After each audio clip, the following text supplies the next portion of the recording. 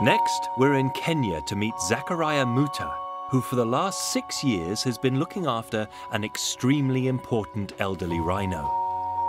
Sudan is the only male northern white rhino left on Earth. With a maximum lifespan of 50 years, at 42, he's the equivalent of an 80-year-old man. I feel very close to Sudan. He's my closest friend. We don't want him to get extinct. So I really take very great care of him. All the world's 5 species of rhinos are under threat from poachers, but none more so than the northern white. They are completely extinct in the wild. There are now only 3 left in captivity: Sudan and 2 females. These last survivors are highly protected at the Old Pejeta Conservancy in Kenya. On the black market, rhino horn is now more valuable than diamonds, so the trio are under 24-hour armed guard. This is Sudan. Conservationist Giles Clark has come to meet Zachariah in Sudan. He's the last of his kind. Must feel like an awful lot of responsibility taking care of Sudan. We really love him very much, so we really take care of him just like elderly people. Wild male rhinos can be aggressive, but Sudan is used to his human protectors and is approachable when Zachariah is nearby. He knows you very well. Yeah, rhinos, they have got very good sense of smell and hearing, so they can recognize a keeper and a newcomer. Okay. Yeah, so he knows the difference between us. Yes. He's not quite sure of me yet, but you're definitely a friend. Yes. That's what makes me feel happy to be so close to Sudan. The phrase "last chance to see" is often overused, but in this case, it could be true. Sudan spent most of his life in a Czech Republic zoo. He was part of a captive breeding program including the 2 females, Najin and Fatu. After 9 years of failed breeding attempts, in an ambitious last-ditch effort, they were airlifted to Africa and returned to their natural habitat in the hope they would reproduce. Richard Vine is CEO of the Conservancy. All of them, their condition improved sort of almost overnight. So their toenails got better and stopped cracking, and their skin condition looked better. So it was obviously something that suited them about coming back to Africa. Sudan, the only one of the trio to have been born in the wild, had a new lease of life among the other rhinos in the reserve. He established a territory, he fought with other males in the area when he first came here. He's acted as a territorial male and he's mated, but he's never successfully got females pregnant. Over the next 6 years, hopes that Sudan could help save his kind began to fade. As he got older, the young females began to bully him. So Sudan was moved into a retirement paddock on his own, where he now depends on Zachariah and his team for everything. He's going blind in one eye. He's struggling to walk. So his relationship with people like Zach and other keepers is fundamentally important for his welfare. He's old, he relies upon them for his food and for company. It's enormously important. Despite his ailments, Sudan is not in pain and has all the food, comfort, love and support an old man needs in his final years. I better die first before Sudan. Yeah, because I don't want to lose him. I'll feel so sad. I'll feel so sad. It's completely obvious just what a close bond Zach and Sudan have. Sudan's welfare and his psychological needs are being met by this special friendship. Tragically, at 42, Sudan's breeding days are now over. As things stand, he will be the last male northern white rhino to walk on Earth. It's so amazing but so sad because he's too old enough, but we still had hope that he can still exist. He looks very healthy, he's in good condition. so he might live after 50.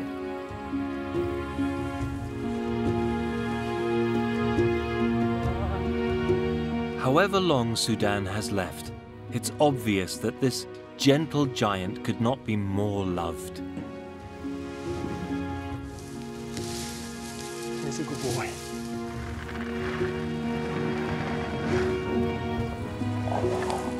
Wow.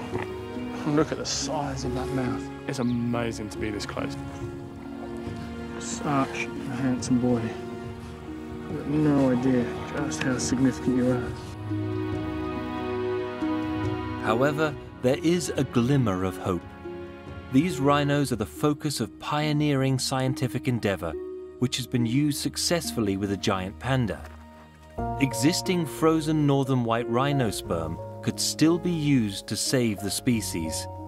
But the clock is ticking. Rhinos have existed for 40 million years, but it's only in the last 100 years that we have been responsible for their tragic demise.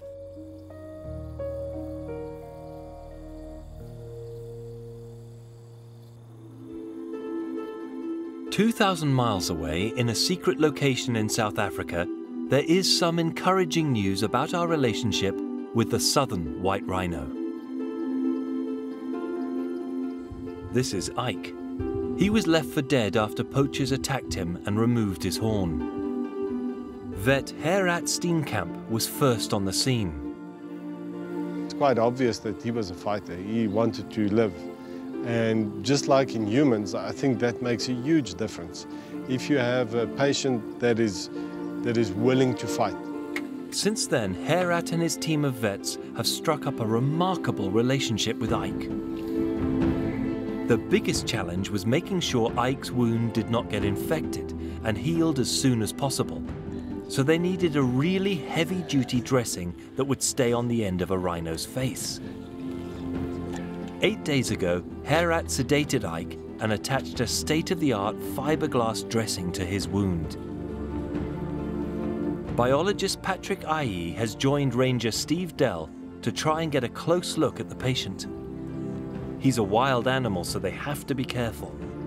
As they enter the enclosure, Ike is on the far side. Any fears that Steve had that Ike was not on the mend quickly disappear as Ike's 2.5-ton bulk stirs from his slumbers.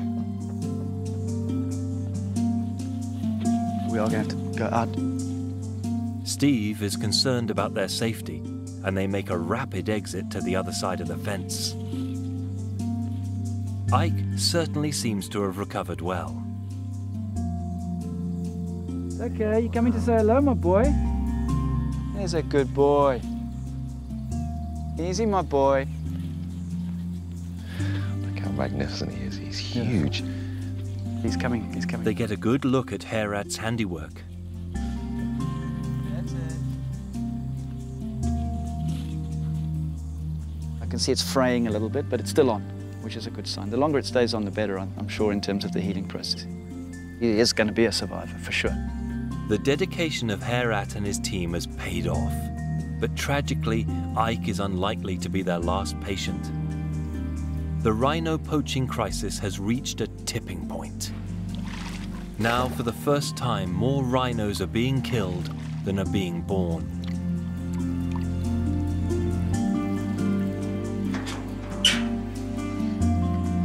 These are 3 of the most recent casualties: PJ, Lizzie, and Monty. They're all orphans, but thanks to Amy Coy, they still have a chance. It's heartbreaking, and it makes me angry that we can't protect the animals, that we cannot stop a young rhino from losing its mother. It's terrible. It makes you angry and it makes you sad at the same time. I get very emotional. Amy's plan is to raise them at her farm until they are old enough to go to a reserve where they will get the protection they need. In the meantime, they seem pretty happy with their lot. PJ, Monty, come. Come. Come, you want milk? Come. Come, let's go get milk. Come. Boys, come. Baby rhinos use this high-pitched squeak to communicate with their mum. And they don't hesitate to let their human mum know when they are peckish. The babies here drink 15 litres of milk twice a day.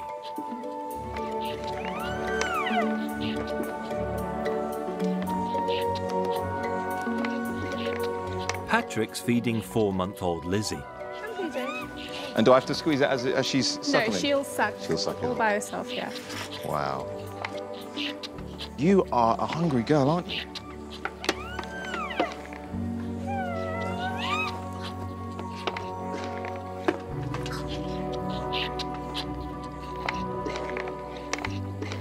It's remarkable to think that this whole poaching crisis comes down to this right here.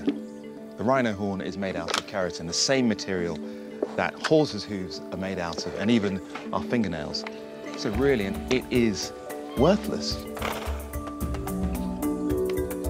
There is no doubt that we are responsible for the plight of this majestic animal. Thanks to Zachariah, Herat and Amy, there are at least some rhinos that are safe for now. If we can save this iconic species, then there may be hope for the many other endangered animals with which we share the planet.